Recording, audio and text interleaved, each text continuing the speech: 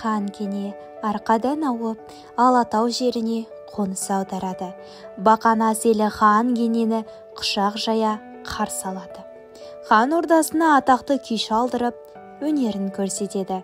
Күмбірлеген қоңырдай күйдің үні хан ордасын шалқыта ала жөнелді. Күйшінің өнері ханның қарындасы Қарашаш сұлуға ұнап қалады. Оны сезген хан кене күйшіні басы бүтін Қарашашқа сыйға тартады. Күйшінің көңілі су сепкендей басылып, Қарашашпен еріп кете барады.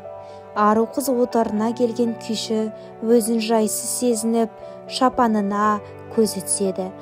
Қарашаш оған сенің орның анау ірге деп көрсетеді. Сол күннен бастап күйші қызға әр түрлі күй тартып, көңілін көтереді.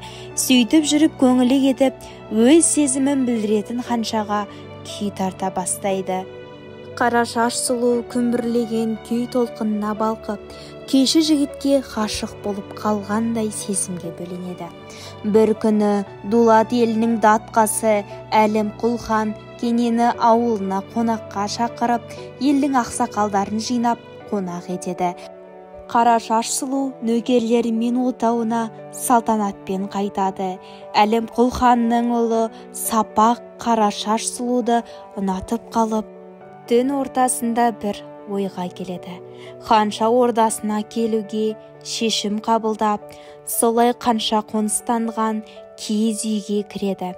Хан ұрпағының ханшасының ордасына кіруге кімнің дәті барды деп қатты ашуланып, Әлімқұл ханның әскерін тік тұрғызады.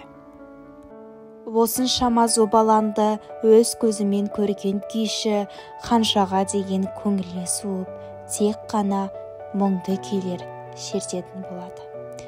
Поэманың жалғасын кітаптан оқысаңыздар болады.